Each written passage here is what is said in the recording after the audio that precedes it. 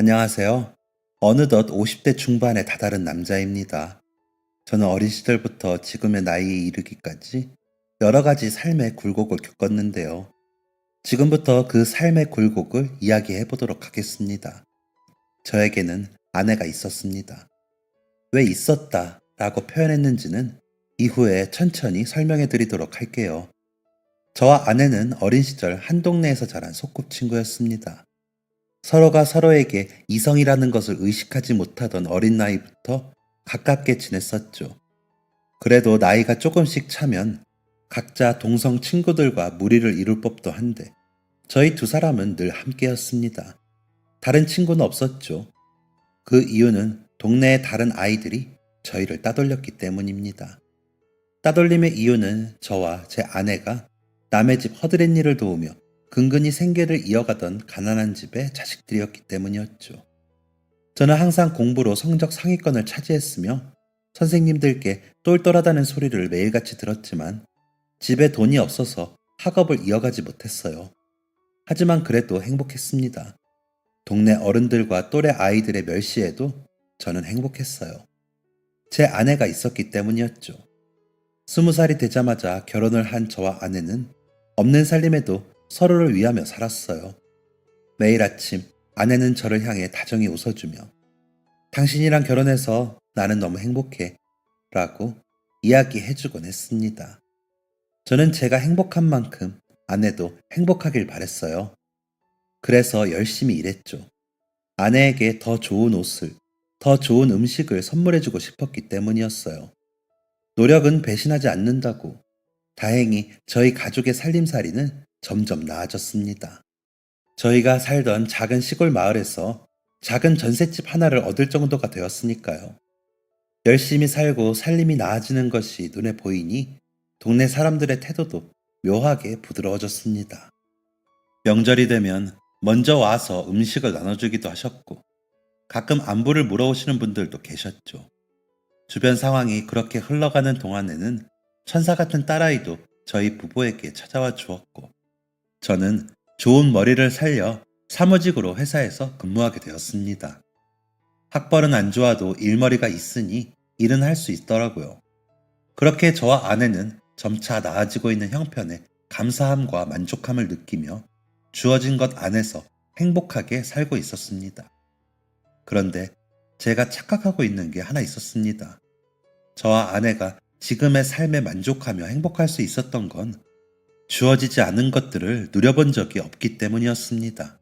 여유로운 삶을 구경해 본 적도 없고 그 삶에 포함되어 본 적도 없었다 보니 없는 게 당연했던 것이죠. 이러한 현실의 비극을 깨닫게 된 시기는 저희 딸이 돌이 될 무렵이었습니다. 어느 날 아내의 먼 친척이 결혼한다는 연락이 왔습니다. 평소엔 연락도 잘 안 하는 친척인데 왜 이렇게 먼 시골까지 청첩장을 보내왔나 궁금해서 확인을 해보니 먼 친척과 결혼하는 남자의 집안이 매우 잘 사는 집안이더군요. 사업하는 집안이라 하객들이 엄청 많이 올 거래. 그런데 우리 친척 언니네는 알다시피 주변에 아는 사람이 많이 없고 그래서 먼 친척들이라도 어떻게 데려오려고 하나 봐.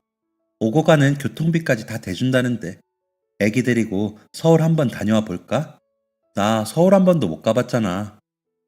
아내는 조심스럽게 서울에 가보고 싶다는 표현을 했습니다.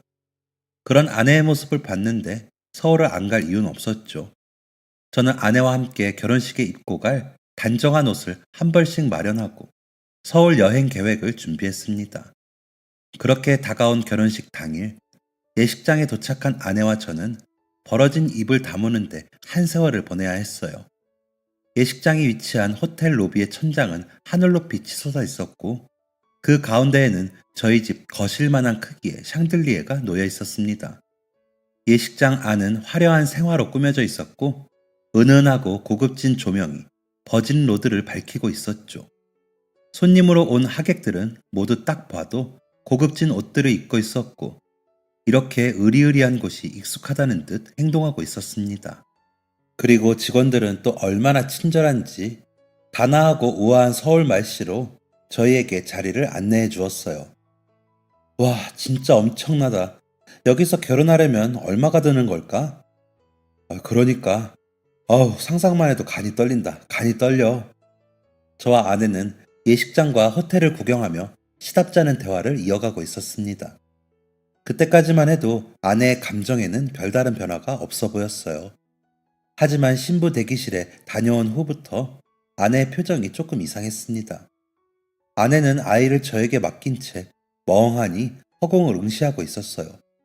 결혼식이 어떻게 진행되는지도 관심이 없었고, 결혼식에 와줘서 고맙다는 신랑 신부의 인사도 듣는 둥 마는 둥 했죠.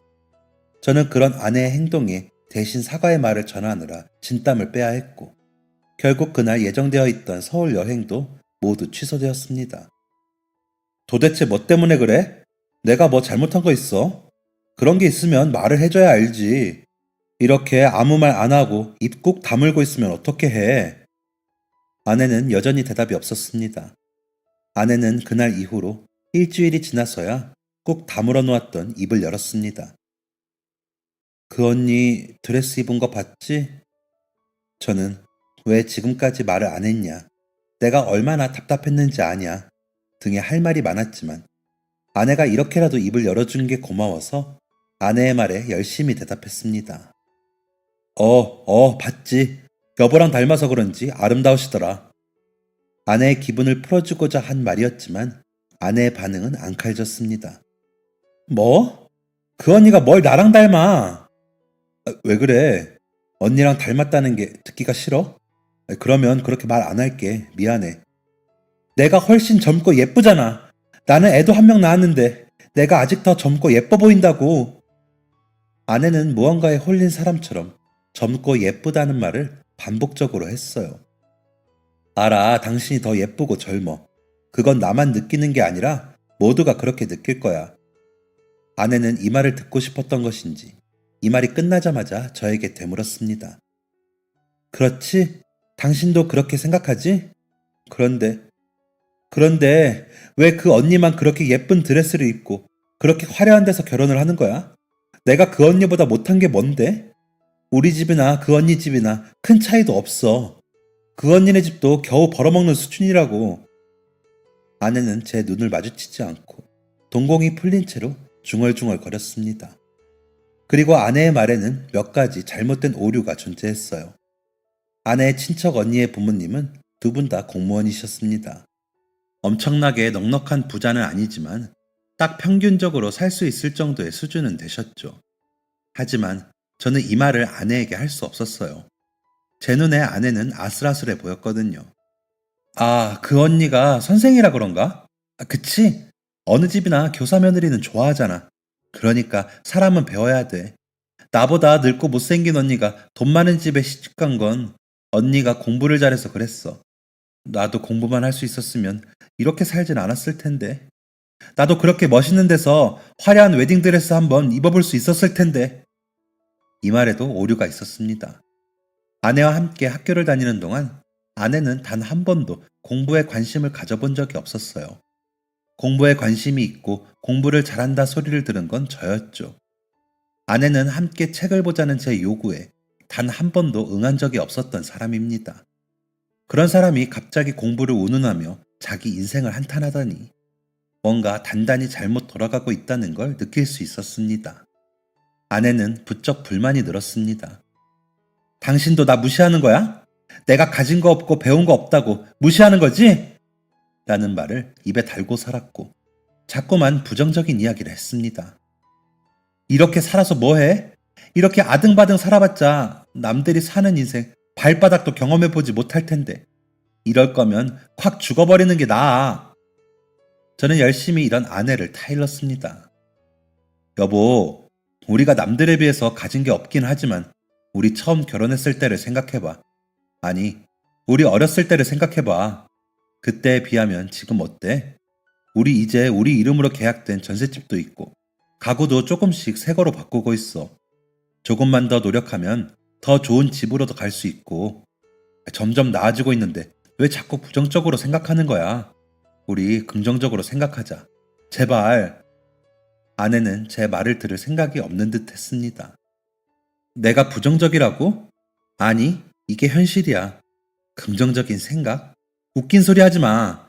긍정적인 생각은 돈에서 나오는 거야. 겨우 쥐꼬리만한 월급 받아오면서 무슨 자격으로 긍정적인 생각을 논해? 당신은 양심이 없어? 아내는 이런 말로 저에게 상처 주는 것을 서슴지 않았습니다. 이후엔 빚을 내서 사치를 부리기도 했죠.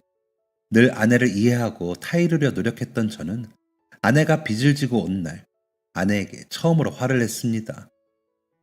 당신 지금 생각이 있는 거야? 이 가방이 사는데 꼭 필요해? 필요하다면 다른 가방을 살 수도 있잖아. 왜 굳이 명품이어야 하는데? 이 시골에서 명품 가방을 두고 갈 데가 대체 어디 있냐고! 당장 돈 모아서 더 넓은 집으로 갈 생각을 해도 모자란 상황에 사치가 웬 말이냐고!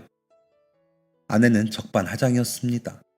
오히려 자신이 빚까지 내서 가방을 산 것에 미안해야 하는 게 아니냐고 말했죠. 이게 다 당신 때문이잖아. 당신이 돈만 잘 벌었어 봐. 내가 빚을 낼 일이 없었겠지.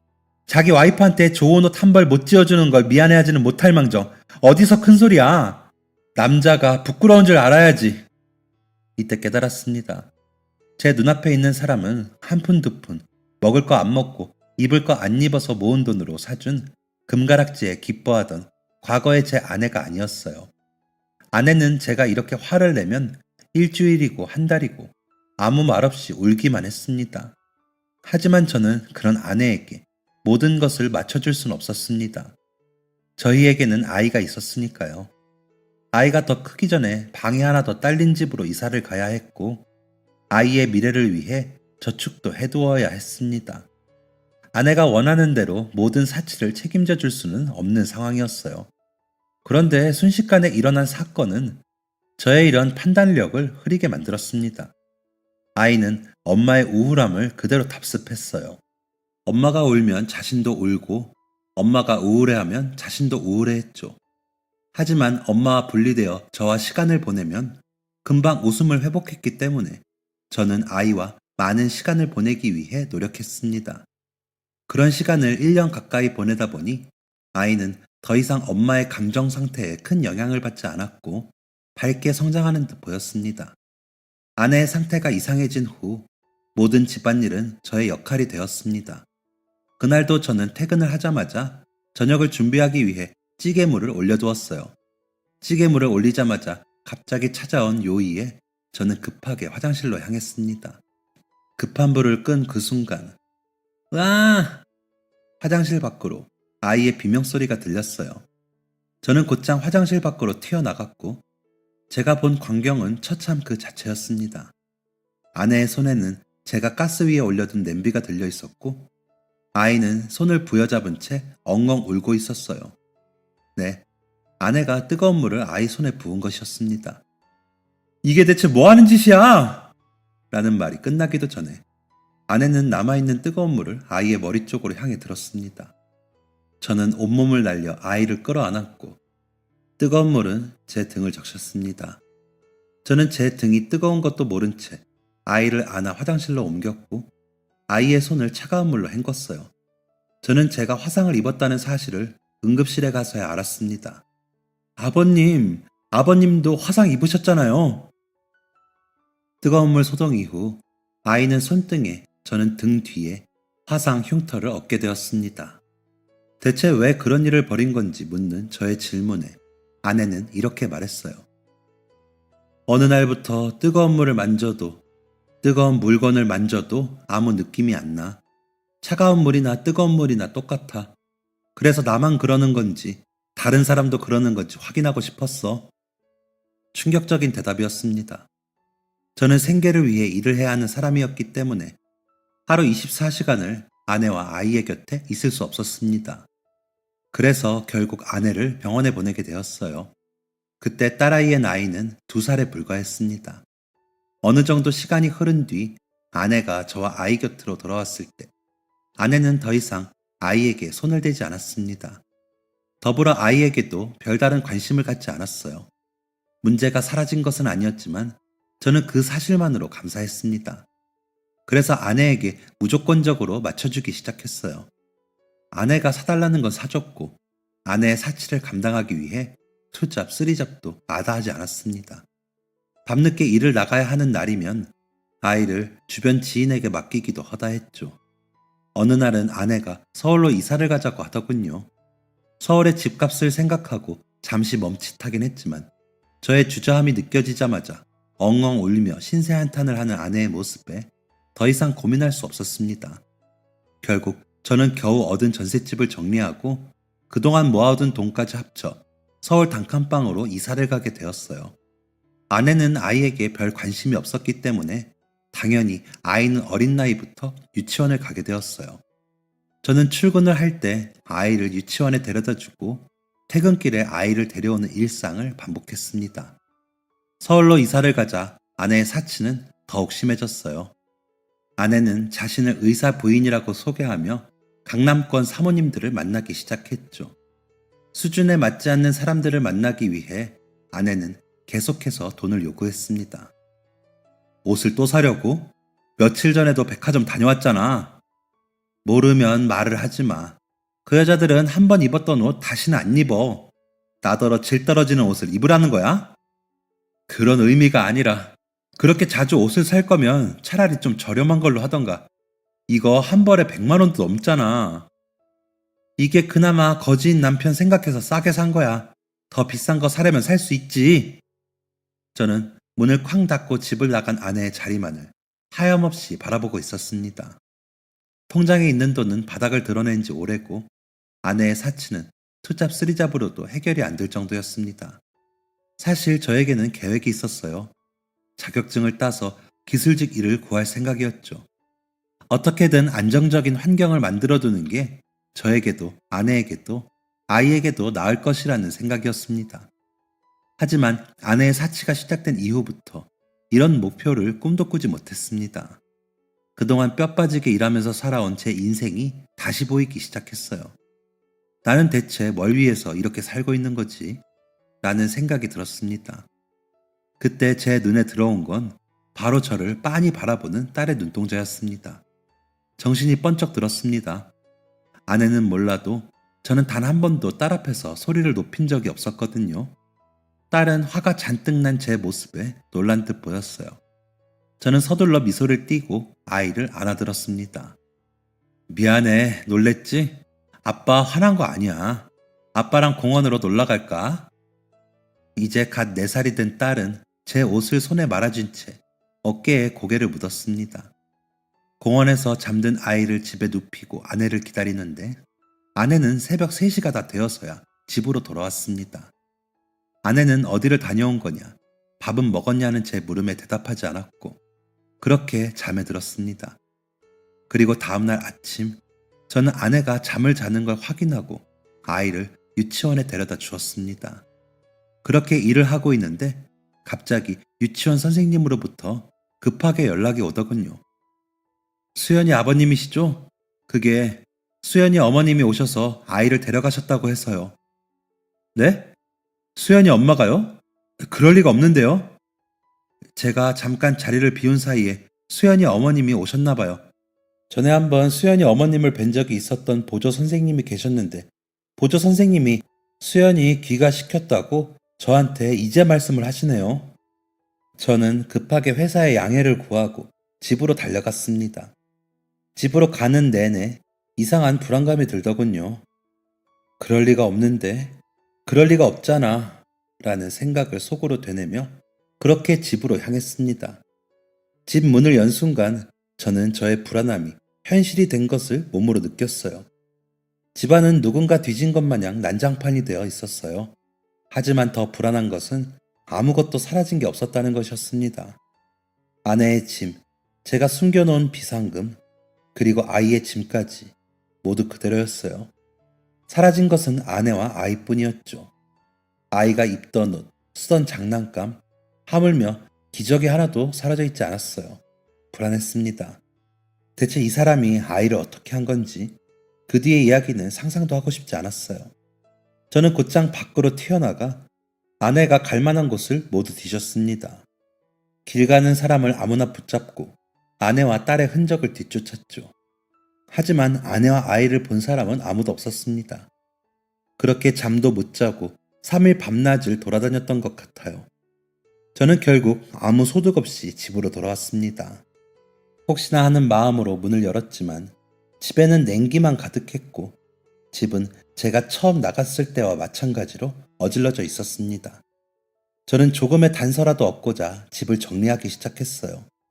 혹시나 버스표라도 흘리진 않았을까, 영수증이라도 흘리지는 않았을까 하는 생각 때문이었죠. 그렇게 열심히 집을 정리했지만 제가 얻은 건 아무것도 없었습니다.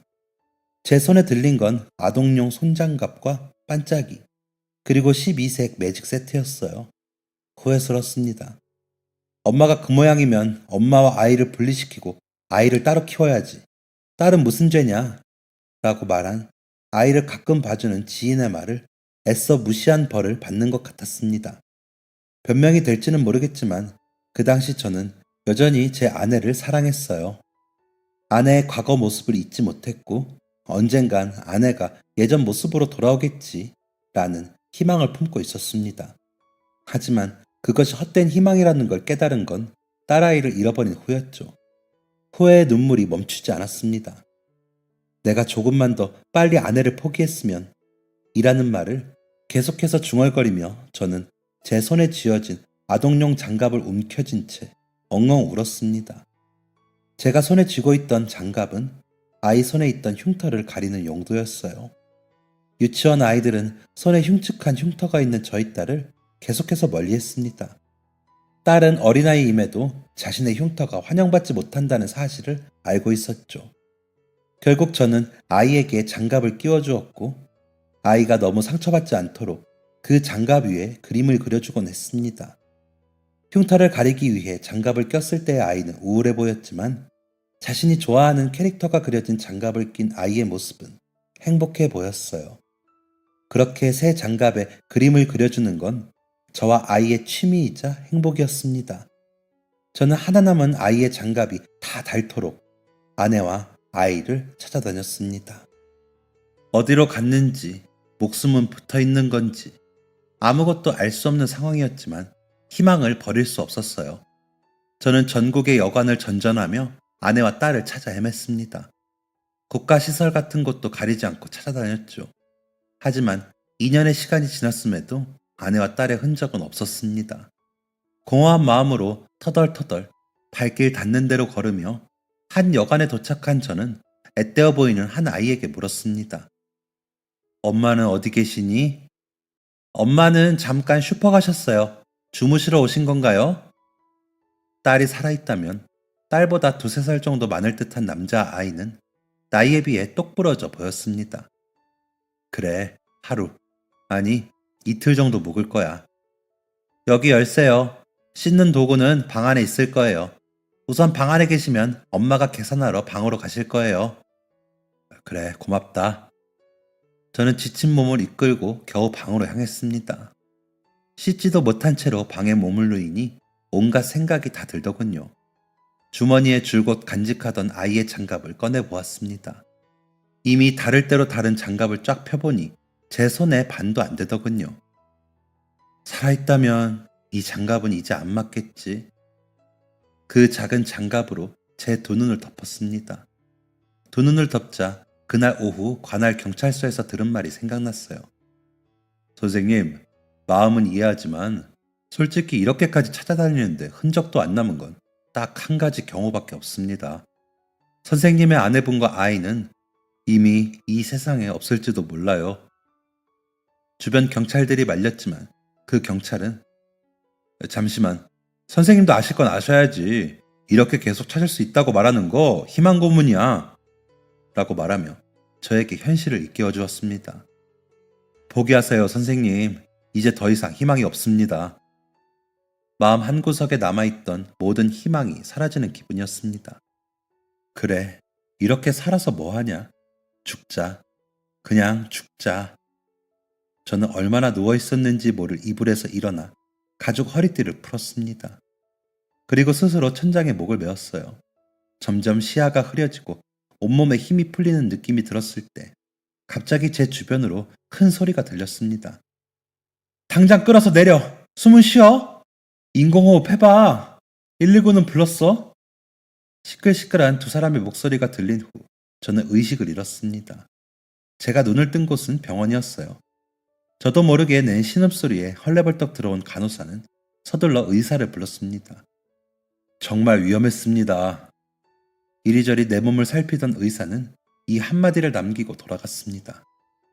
의사가 떠난 자리에는 처음 보는 사람이 서 있었어요. 여관 카운터에서 봤던 아이와 똑 닮은 것으로 봐서 아이의 아버지 같았습니다. 아이의 아버지로 추정되는 사람은 저를 보고는 대뜸 화를 냈어요. 거 젊은 사람이 왜 벌써부터 죽으려고 들어요? 충분히 화가 날 만한 상황이죠. 저였어도 화를 냈을 겁니다.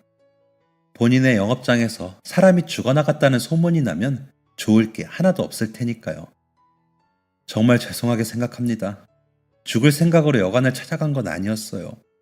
그냥 혼자 방에 누워있다가 충동적으로 그만. 난감한 상황을 만들어서 정말 죄송합니다. 아무리 그래도 영업 중인 곳에서 그러면 안 되는 건데. 겨우 몸을 일으킨 저는 고개를 연신 꾸벅이며 죄송스러운 마음을 표했습니다. 그런데 제가 그럴수록 사장님의 표정은 더욱 일그러져 갔어요. 지금 무슨 소리를 하는 거요? 내가 죽다 살아난 사람한테 왜 남의 영업장에서 죽고 난리냐? 라고 말할 사람처럼 보이쇼? 내 말은 왜 젊은 양반이 더 살아볼 생각은 안 하고 죽을 생각부터 하냐 이 말이야. 사장님은 화가 많이 난 듯 보이셨고 저는 그 앞에서 기가 죽은 채 눈치를 보고 있었습니다. 그렇게 숨 쉬는 것조차 조심스럽게 하고 있는데 누군가가 사장님의 등을 밀치며 등장했습니다. 정신없을 사람한테 왜 소리를 지르고 그래? 좀 쉬게 냅두지. 앙칼진 목소리로 등장한 사람은 사장님의 아내였습니다. 아유, 미안해요. 정신도 없을 텐데. 이 사람이 걱정이 돼서 그래. 나쁜 마음으로 그러는 건 아니니까 너무 마음 상하지 마요. 그나저나 몸은 좀 어때요? 어디 불편한 데는 없수? 다정한 말을 듣자 마음이 조금 풀렸는지 저는 그제야 사장님 부부를 자세히 볼 수 있었습니다. 두 분은 저보다 나이가 꽤 많아 보이셨어요. 나중에 알고 보니 두 분 모두 50세이셨습니다. 제 부모님과 나이가 같으셨죠. 저보다 22살이나 나이가 많은 두 분은 친절한 분들이셨습니다. 사장님은 화가 많이 난 것처럼 보이셨지만 계속해서 제 편의를 살피셨고 여기 왜 이렇게 건조해? 병원이 이렇게 건조해도 돼? 라며 젖은 수건을 널어놓으신다든지 병원밥이 부실해 보인다며 몰래 간식거리를 사다 주기도 하셨어요. 물론 간식은 사장님의 아내분께 맡겼지만요. 어느 정도 상황이 파악이 되고 몸이 진정된 이후에야 저와 사장님 부부는 진지한 이야기를 나눌 수 있었습니다. 사장님은 여전히 약간의 화가 남아있는 표정으로 물었습니다. 우리 아내랑 장을 보고 돌아왔는데 아이가 이상한 소리를 하더이다. 아까 한 손님이 왔다 갔는데 묘하게 이상하다고. 원래 그런 얘기를 하는 애가 아닌데 영 꺼림칙해서 방으로 가보니 그 사달이 나 있었소. 아휴, 그건 죄송합니다. 아이가 많이 놀라지 않았으면 좋겠네요. 미안하다는 소리 들으려고 한 말이 아니야. 내가 하고 싶은 말은 자네 신분증을 보려고 지갑을 열었는데 가족 사진이 있더군. 혹시 아이가 있나? 사장님의 질문을 들은 저는 어떻게 제 이야기를 들려드려야 할지 한참 동안 고민했고 제가 겪은 모든 사건들을 말씀드렸습니다.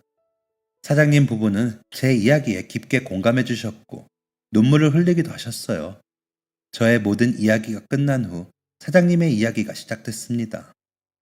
내가 자식을 잃어본 적이 없어서 자네의 마음을 다 알지는 못하지만 조금은 예상할 수 있을 것 같아. 우리는 아이를 아주 늦게 가졌어. 40이 넘어서야 겨우 첫 아이를 안았지. 만약에 그 아이가 사라진다고 하면 나는 아마 제 인생을 살 수가 없을 것 같아. 그런데 말이야, 내가 50년 동안 인생을 살면서 느낀 게 있어. 살고자 하는 사람한테는 어떻게든 길이 열린다는 것이 첫 번째이고 세상에는 상상조차 하지 못할 우연이 넘친다는 게 두 번째야. 그동안 자네는 아내와 딸을 위해 인생을 바쳤네. 맞지? 네, 맞습니다. 이제는 자네 목숨을 위해서 한번 살아보는 게 어떻겠나. 살고자 하는 사람한테는 어떻게든 길이 열린다네. 내가 처음 여관을 시작할 때도 그랬어. 사장님의 이야기는 꽤 흥미롭게 들렸습니다. 아버지가 빚 보증을 잘못 서셔서 우리 아내와 나는 졸지에 길거리 신세가 됐지. 비는 왜 또 그렇게 쏟아지는지. 비를 피하려고 들어간 폐건물이 바로 지금의 우리 여관일세. 나와 아내는 그 여관을 아주 싼 값에 인수해서 매일 닦고 또 닦았어. 손님이 자주 오는 건 아니었어. 그저 두 사람 입에 풀칠할 정도만 됐지. 하지만 우리는 오는 손님을 항상 극진히 모셨어. 그렇게 열심히 살다 보니 정말 기회가 오더군. 우리 여관 뒤쪽으로 도로가 뚫린 거야. 그 이후엔 태어난 아이를 모자라지 않게 키울 수 있을 정도로 수입이 생기기 시작했어. 참 다행인 일이지. 사장님의 이야기는 흥미롭긴 했지만 저에게 큰 감동을 주진 못했습니다. 그런데도 제가 그렇게 열심히 살아서 뭐 할까요? 아내도 아이도 잃어버렸는데요. 그도 그럴 게 당시에 저는 삶의 모든 목표를 잃은 상태였으니까요. 그런데 사장님의 이 말 한마디로 저는 잃어버린 삶의 목표를 다시 찾았습니다. 사람은 포기할 수 있어. 하지만 부모라면 포기하면 안 돼. 머리가 멍해지는 기분이었어요. 이 사람아, 내가 아까 말하지 않았는가? 세상에는 상상조차 하지 못할 우연이 넘친다고. 경찰이 포기하라고 했다고 진짜 다 포기하는 게 어딨어?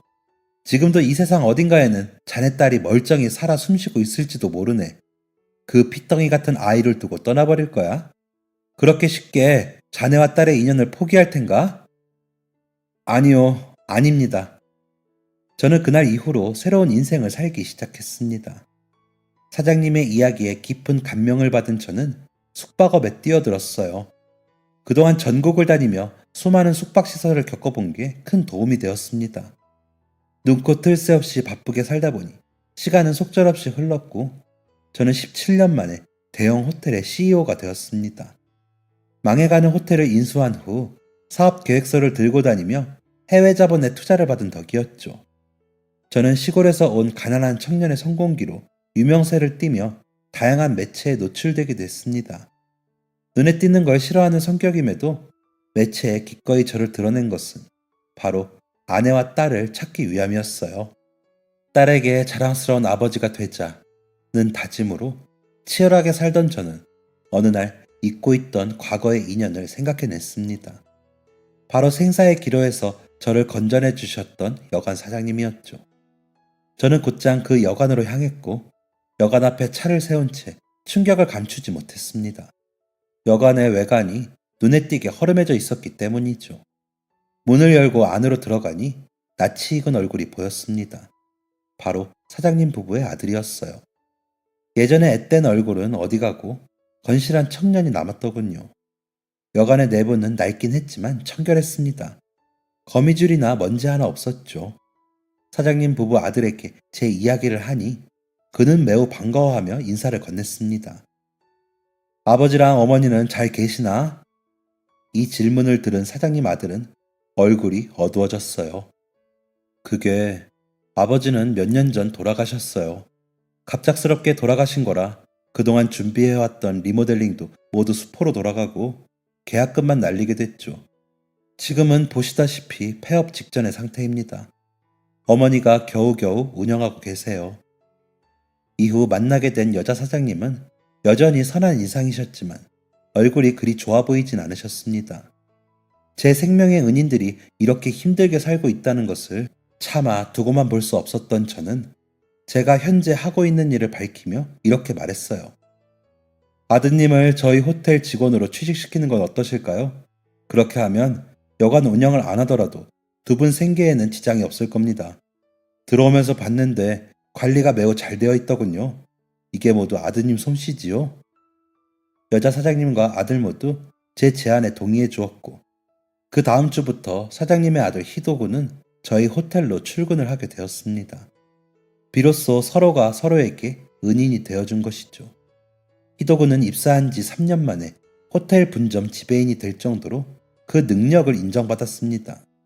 저를 보는 사람들마다 저런 인재는 어디서 데려오는 거냐라며 감탄을 금치 못할 정도였죠. 그렇게 희도군이 지배인이 된 지 5년 후 저는 희도군에게 뜻밖의 부탁을 받게 되었습니다. 바로 본인의 결혼식에 주례를 봐달라는 부탁이었죠. 연애하던 여성과 결혼을 준비하고 있다는 것은 알았지만 주례를 봐달라니 분명 감사한 제안이었지만 저는 그 제안을 쉽게 수락할 수 없었습니다. 다른 사람을 구하는 건 어떻겠나? 자네도 알겠지만 나는 딸을 잃어버린 아버지이지 않나? 나는 떳떳하게 사람들 앞에 서서 새로 시작하는 신랑 신부를 축하해 줄 수가 없네. 저의 이런 말에도 히도고는 강경했습니다. 그렇지만 회장님은 지금까지도 따님을 포기하지 않고 계시잖아요. 세상에 이렇게 대단한 아버지가 어디 또 있겠습니까? 무엇보다 선생님은 제 능력을 알아봐 주시고 새로운 기회를 주신 은인이시니 꼭 제 결혼식의 주례를 봐주셨으면 좋겠습니다. 저는 계속해서 애둘러 거절했어요. 주례를 본다면 신랑 신부와 미리 만나 식사라도 해야 하는데 내가 시간이 없어서 그러기가 어렵네. 얼굴도 보지 못하고 어떻게 주례를 본다고 하나? 다른 사람을 구해보게. 하지만 히도구는 여전히 물러서는 법을 몰랐습니다. 식사는 결혼식 이후에 해도 괜찮습니다. 이후에도 히도군에게 신부에 관한 이야기, 또 두 사람의 만남에 대한 이야기를 들었습니다. 신부는 아주 어린 시절 어머니에게 버림받아 고아원에서 자랐다고 했어요. 하지만 어려운 상황에도 불구하고 열심히 노력해 혼자의 힘으로 법대를 졸업하고 현재 대형 로펌에서 변호사로 활동 중이라고 했죠. 이렇게까지 간절하게 자신의 이야기를 하며 설득하는데 제가 어떻게 주례를 거절할 수 있을까요? 저는 결국 히도군의 고집에 백기를 들었습니다. 아직도 그런 멋진 여자가 저와 결혼한다는 게 믿기지가 않아요. 그럼 두 사람은 어디서 만난 건가? 여자친구가 출장차 저희 호텔에 들렸는데 거기서 만났습니다. 저는 호탕하게 웃으며 말했습니다. 이거 참, 내 호텔이 오작교 역할을 했구만 그래. 그리고 결혼하게 된 아가씨가 참 대단해. 어린 나이에 환경 탓을 할 수도 있었을 텐데 열심히 노력해서 꿈을 이뤘구만. 그렇게 시간이 흘러 결혼식 당일이 되었고 저는 대단하다 칭찬을 아끼지 않았던 신부를 처음 보게 되었습니다. 그런데 어딘가 낯이 있기도 하고 왜인지 모르게 자꾸만 마음이 쓰이더군요. 처음 보는 어린 아가씨에게 이런 측은한 마음이 드는 게 이상해 생각해보니 신부의 나이가 잃어버린 제 딸의 나이와 같았습니다. 그래서 저는 저의 이런 마음이 딸을 그리워하는 마음에서 비롯된 것이라고 생각하기로 했습니다. 이내 결혼식이 시작되었고 저는 히도군과 그의 부모님과의 인연을 간단하게 이야기했습니다. 그리고 열심히 준비한 주례사와 덕담을 이어갔죠. 주례를 마무리한 뒤 저는 사람들 앞에 설 때면 항상 꺼내놓는 그 이야기를 시작했습니다. 제가 호텔을 운영하다 보니 직원들이나 여러 매체에서나 얼굴을 드러내놓고 말을 할 때가 많습니다. 저는 그때마다 항상 제가 잃어버린 소중한 것에 대한 이야기를 하곤 하는데요. 사실 남의 결혼식에서도 이 이야기를 해야 하나 많이 고민했습니다.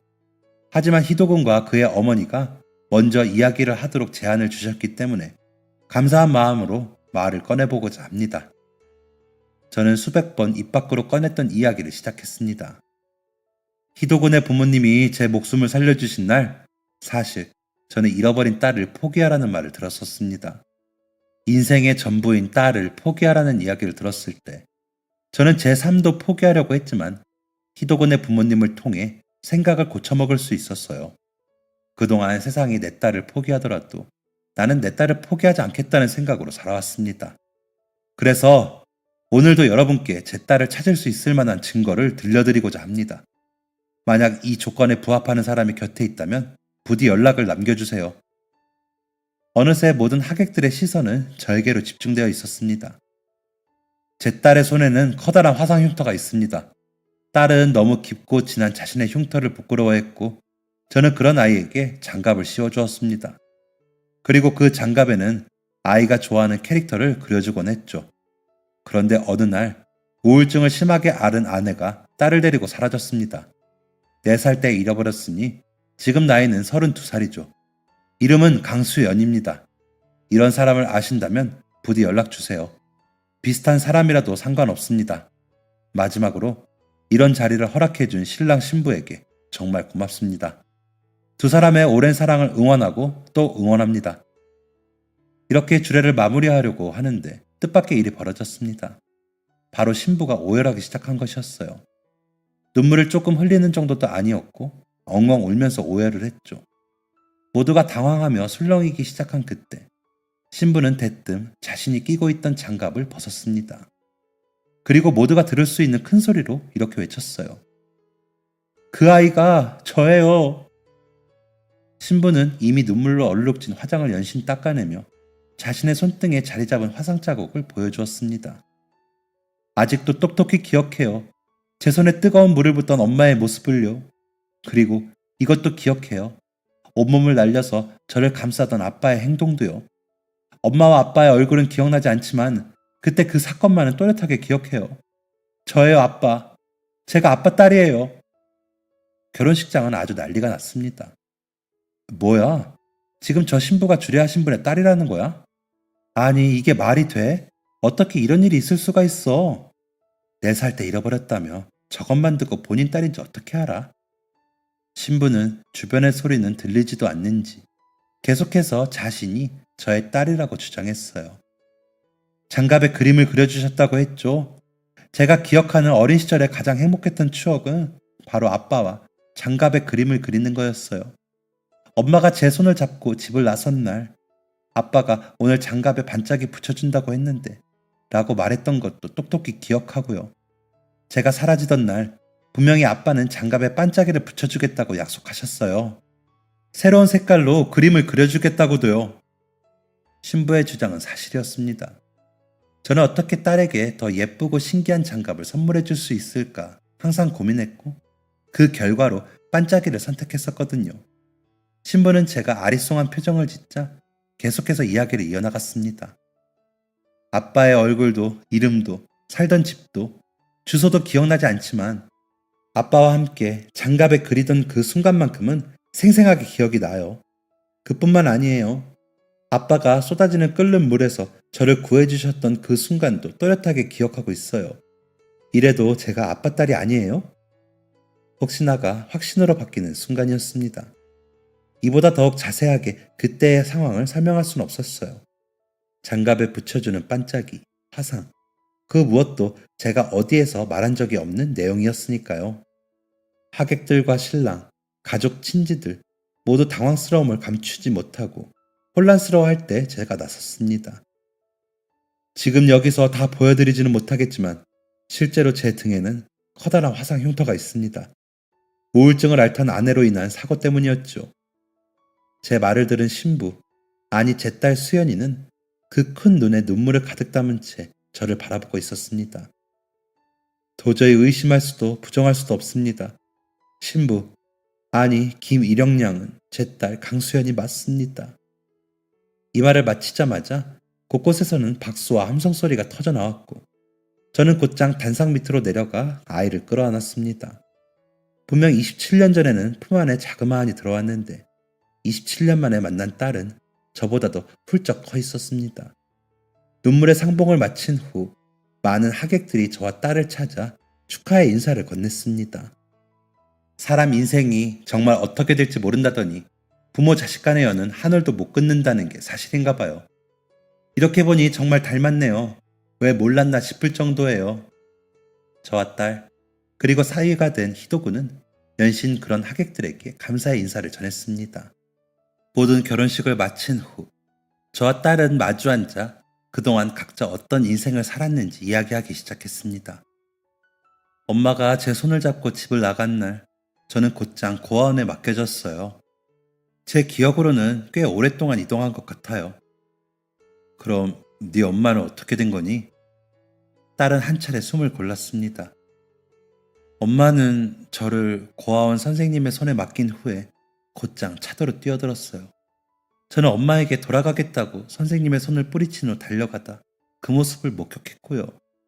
그 충격 때문인지 저는 몇 년 동안이나 말을 안 했다고 해요. 글도 못 쓰고 말도 못하고 어떤 감정 표현도 못하는 아이다 보니 선생님들이 해줄 수 있는 건 한계가 있었겠죠. 아내가 그렇게 허망하게 죽었다니 이제야 아내와 아이를 찾기가 그렇게 어려웠던 이유를 알 것 같았습니다. 아내가 죽어버리고 아이는 말을 잃었으니 저와 아이를 이어줄 어떠한 것도 남아있지 않았던 것이죠. 아빠가 미안하다. 엄마가 이상한다는 걸 알았을 때 조치를 취했어야 했는데 내 욕심 때문에 너가 겪지 않아도 될 일을 겪었어. 미안해. 딸의 눈도 제대로 쳐다보지 못하고 사과의 말을 전하는 저에게 딸은 빙긋이 웃으며 이렇게 말했어요. 저를 낳은 나이가 23살이라고 하셨죠. 아빠, 제 나이가 이제 31예요. 지금도 모르는 거 투성이에 아직도 불완전한데 23살은 어떻겠어요? 그리고 제가 사랑을 해보니 알겠어요. 사랑하는 배우자를 포기하는 게 과연 쉬웠을까요? 저는 아버지 이해해요. 그리고 무엇보다 27년이라는 시간 동안 저를 포기하지 않아 주셔서 감사해요. 아직까지도 저를 찾아주셔서 감사해요.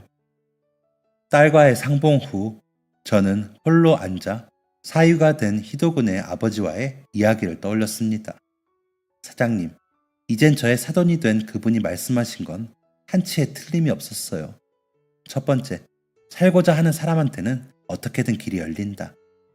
저는 느지막이 시작한 사업에 최선을 다해 매달렸고 그 결과 지금의 성공을 거둘 수 있었습니다. 아무것도 보이지 않던 미래에 윤곽이 잡히는 걸 보던 날 저는 그 말을 한 번 더 실감했습니다. 그리고 두 번째, 세상에는 상상조차 하지 못할 우연이 넘친다. 저는 우연히 들어간 여관에서 목숨을 건졌고 그분들을 통해 새로운 인생을 살게 되었습니다.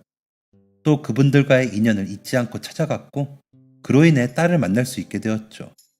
제가 희도군과 그 부모님을 만나게 된 것, 그리고 희도군과 제 딸이 만나게 된 것, 이 모든 것이 기막힌 우연의 한 조각이었습니다. 혹시 힘든 생활 속에서 모든 걸 포기하고 싶진 않으신가요? 혹시 그런 분이 계시다면 이거 하나만은 꼭 기억해 주세요. 여러분의 인생에도 분명 뜻밖의 행운이 찾아올 것입니다. 저의 긴 사연은 여기까지입니다.